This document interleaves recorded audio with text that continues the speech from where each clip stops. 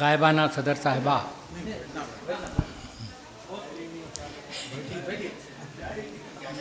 دوستو، آج کی یہ محفل ادبی جلسوں اور محفلوں کے اعتبار سے نہایت منفرد ہے۔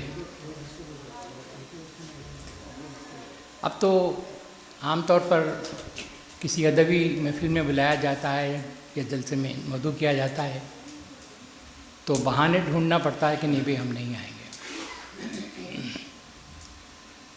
وہاں کچھ ملتا ہی نہیں، کوئی بات، کوئی نئی چیز، کوئی نیا موضوع، کوئی نیا زاویہ،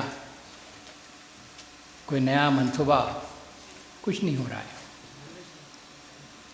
آج کی یہ محفل یقیناً اس اعتبار سے بہت اہم ہے کہ آپ نے پچھلے کئی برسوں میں اس طرح کی کوئی محفل منعقد نہیں کی۔ سب سے پہلی بات تو میں یہ کہوں گا کہ ہم میں سے اکثر لوگ سمستان سے بھی واقف نہیں تھے، سنتے اگر تھے تو دوسرے جو حضرات جاگیردار گزرے ہیں ان کے نام ہمارے سامنے آئے ہیں، لیکن سمستانوں کا ذکر بہت کم ہوا اور اکثر لوگ اس لفظ سے بھی ناواقف تھے۔ بتایا گیا وہ فارسی کا لفظ ہے، تو میں نے تو دیکھا کہ اس سے پہلے بھی بیجاپور میں جو راجے ہوتے تھے ان کے لیے کوئی اور طرح کا کوئی سنسکرت کا لفظ استعمال ہوتا تھا۔ باضابطہ اس دور میں بھی، بیجاپور کے دور میں اور اس سے پہلے کے دور میں، ایسے لوگ تھے جو چھوٹے چھوٹے علاقوں پہ راجا بنے ہوئے رہتے تھے، لیکن کسی ایک بڑے راجا کے گرد جمع رہتے تھے۔ اس ضمن میں گفتگو کرتے ہوئے مجھے نسیم الدین فرید کی تقریر یاد آئے گی۔ بہت اچھی باتیں کہیں نسیم نے، بہت اچھی باتیں۔ سب سے پہلی بات تو یہ ہے کہ حیدرآباد میں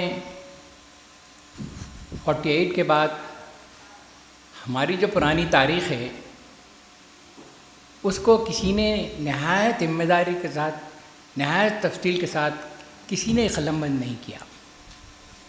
پولیس ایکشن پہ 10 کتابیں ملتی ہیں، سب ون سائیڈڈ، 10 نام گنا سکتا ہوں میں، لیکن اس میں تحمل نہیں ہے، ریسرچ نہیں ہے، باتیں ہی باتیں ہیں، سنا سنی باتیں زیادہ ہیں، الزام تراشی ہے۔ یہ تاریخ یہ نہیں ہوتی ہے، تاریخ تو کچھ اور ہوتی ہے۔ میں یہ سمجھتا ہوں کہ آج کا یہ جو جلسہ ہے ایک ادبی جلسہ ہے، لیکن اس کے ذریعے سے ہم اپنی تاریخ کو دریافت کرنے کا ایک نیا ذریعہ ڈھونڈ سکتے ہیں، جس ذریعے کو ہم بھول چکے ہیں۔ اہم بات یہ ہے کہ بادشاہوں کا ذکر ہوتا ہے، لیکن بادشاہ کس سے بادشاہ بنے اس کا ذکر نہیں ہوتا۔ جتنے بادشاہ گزرے ہیں ان کے دور میں، قطب شاہی، عادل شاہی اور آصف جاہی دور میں، ان تمام لوگوں کے دور میں کچھ ایسے جاگیردار ہوتے تھے، کچھ ایسے وفادار لوگ ہوتے تھے کہ جن کی شجاعت کی وجہ سے، جن کی ہوش مندی کی وجہ سے، جن کے مشوروں کی وجہ سے، جن کی محبت کی وجہ سے، جن کی جان نثاری کی وجہ سے وہ ریاستیں قائم تھیں۔ تو ایسے لوگوں میں سمستان کے جو راجا ہیں ان کا بھی نام آتا ہے۔ ان حضرات نے کچھ مثالیں دی گئیں، ان حضرات نے ہمیشہ اپنے آپ کو بالکل غلام کی طرح پیش کیا بادشاہ کے آگے، اور ہمیشہ اس بات کا اظہار کیا کہ بادشاہ ہے تو ہم ہیں۔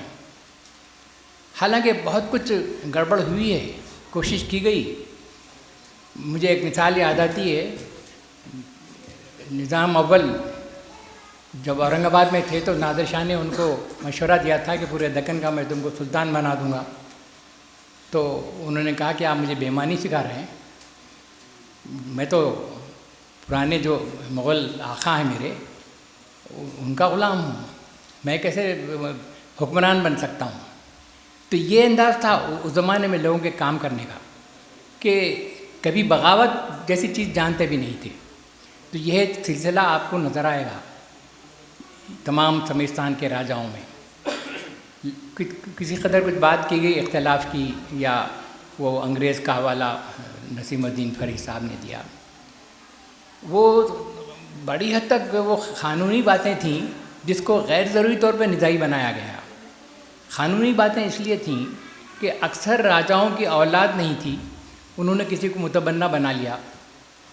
متبنہ بنانے کے بعد کسی دوسرے نے اپیل کی کہ ان کے بجائے ہمارے بیٹے کو متبنہ بنائیے، تو وہ ظاہر ہے کہ کوٹہ بارس میں وہ بات چلا جاتا ہے کیس. ایسے کیسز تھے، لیکن بادشاہ کے خلاف کسی نے کوئی کام نہیں کیا، کسی راجا نے بھی کبھی کام نہیں کیا، بڑے فیتھفل رہے وہ لوگ.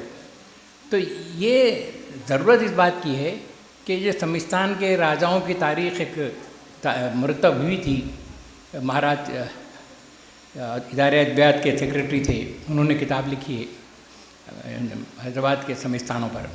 اس کو سامنے رکھ کر ایک بڑی اچھی کتاب لکھی جانی چاہیے، جس میں یہ نہ صرف یہ کہ کون کون راجا بنے، کون کون کس پیریڈ میں زندہ رہے، اس کے ساتھ ساتھ مالی حالات، معاشی حالات، مذہبی معاملات، ان سب پہ ذکر ہونا چاہیے.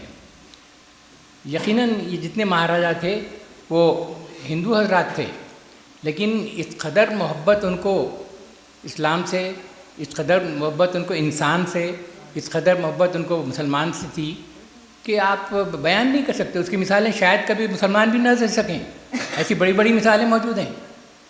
تو ان باتوں کا ذکر کہیں نہیں ہو رہا ہے، وہ تاریخ کے حوالے ہو گئیں، اور اب صرف الزام تراشی ہوتی رہتی ہے، غلط باتیں پھیلائی جاتی ہیں.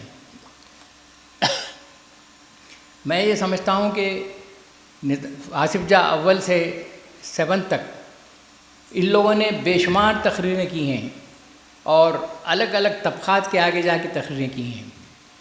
نہ صرف یہ کہ ہندوؤں کے پاس گئے اور مسلمانوں کے پاس گئے، بلکہ مہدویوں کے پاس بھی الگ گئے، اہل تشیع کے پاس بھی الگ گئے، اور اسی طرح سے ہندوؤں کے مختلف جو ذاتیں تھیں ان کے پاس الگ الگ جا کے وہ لوگ بات کرتے تھے. لیکن ان کی پوری تقریر میں کہیں بھی مذہب کی بات نہیں آتی تھی. صرف یہ گفتگو ہوتی تھی کہ ہماری حکومت امن و امان قائم رکھنا چاہتی ہے، ہماری حکومت بھوک ختم کرنا چاہتی ہے، ہماری حکومت ہر شخص کو 2 روٹی دلانا چاہتی ہے. ان باتوں کے علاوہ کوئی کسی اور چیز کا ذکر ہی ان کی تقریروں میں نہیں ملتا.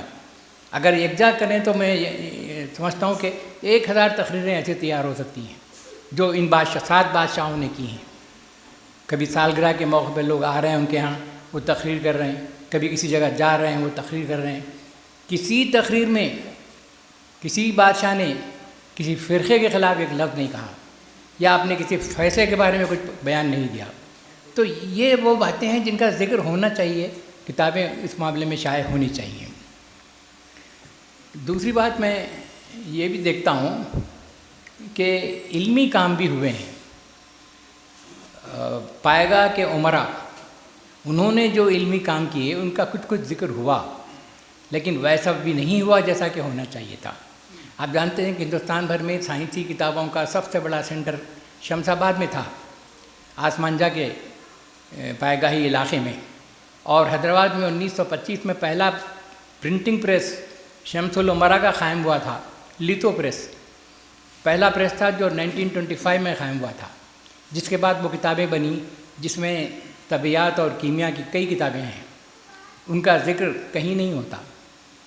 یہی نہیں بلکہ اس متحدہ ریاست میں بہت سے نمایاں کام ان لوگوں نے انجام دیے. 1956 یا 1900 نہیں، معافی چاہتا ہوں، 1857 کی بات ہے کہ بشیر الدولہ ایک امیر تھے پائیگاہ کے. ان کے پاس کچھ دن کے لیے عدالت کا صیغہ گیا. جب اس کے انچارج تھے تو انہوں نے دیکھا کہ عدالتوں میں تیلگو والا، مراٹھی والا، اردو والا ہر شخص آتا ہے اور اپنی مادری زبان میں شہادت دیتا ہے، اور وہاں ایک شخص بیٹھا ہوا ترجمہ کرتا ہے. ترجمہ جج کے پاس پہنچتا ہے، جج اپنے انداز میں سمجھ کے پھر اس کا فیصلہ سناتا ہے. تو انہوں نے سوال کیا کہ بھئی ہر ایک کی زبان الگ ہے، وہ اپنی زبان میں وہ اپنا شہادت دے رہا ہے، اپنا بیان دے رہا ہے، اور لکھنے والا مترجم کچھ بھی غلطی کر سکتا ہے، اور اس غلطی کے بعد بھی پھر ایک غلطی جج سے سردرد ہو سکتی ہے۔ یہ زبانوں کا ایک کیا سلسلہ ہے؟ جس زبان میں شہادت دی گئی اس میں نوٹ ہونا چاہیے، اور اسی زبان میں پڑھ کے ججمنٹ دینا چاہیے۔ تو یہ فیصلہ کس نے کیا؟ بشیر الدولان نے کیا۔ اور اسی طرح سے اردو کے بہت سارے کام پائیگاہ کے عمران نے انجام دیے ہیں، چاہے وہ اولین سائنسی کتابوں کا معاملہ ہو، اولین میڈیکل طب کا معاملہ ہو۔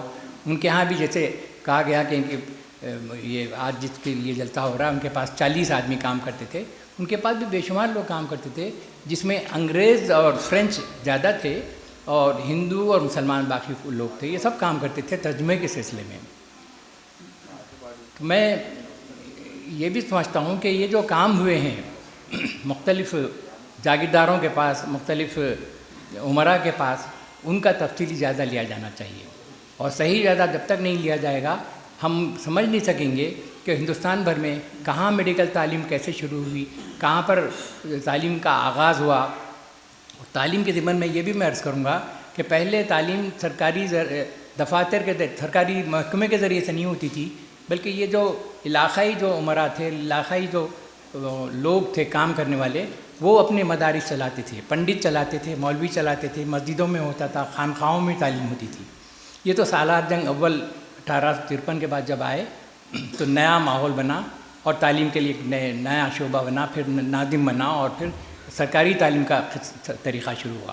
تو اس وقت تک اس ریاست کو لوگوں نے تعلیم میں اگر بہم پہنچائی ہے تو کیسے، کن لوگوں کے ذریعے پہنچائی ہے؟ یہ وہی لوگ ہیں جو راجہ رایان کہلاتے تھے، یہ وہی لوگ ہیں جو بڑے امراء اور جاگیردار کہلاتے تھے، انہوں نے اپنے جیب سے پیسہ خرچ کر کے لوگوں کو تک تعلیم پہنچائی تھی۔ تو یہ اور ایسے کئی مسئلے ہیں جس پر غور کرنے کی ضرورت ہے۔ اور جہاں تک آج کے موضوع کا تعلق ہے، میں سمجھتا ہوں کہ اس پر سرسری نگاہ ڈالنے کا فائدہ نہیں ہوگا۔ نسیم الدین فرید جیسے کچھ لوگوں کو پکڑ کے بٹھائیں 4-6 لوگوں کے ساتھ، ساری کتابوں کا جائزہ لیں، اور کون سی وہ کتابیں ہیں جس کی آج بھی افادیت ہے اور اس کا کوئی نیا ایڈیشن نکل سکتا ہے، تو اس کے لیے جو تجویز رکھی گئی ہے کہ اردو اکیڈمی یہ کام انجام دے، تو ابھی تو اردو اکیڈمی اتنی کارکرد نہیں ہے، لیکن جب تھوڑی بہت کارکرد ہو جائے تو یہ تجویز وہاں رکھی جا سکتی ہے۔ تو اس طرح نہ صرف ان کے بلکہ اوروں کی بہت ساری کتابیں ڈھونڈ کر شائع کی جا سکتی ہیں، اس طرح توجہ دینے کی ضرورت ہے۔ بہت شکریہ۔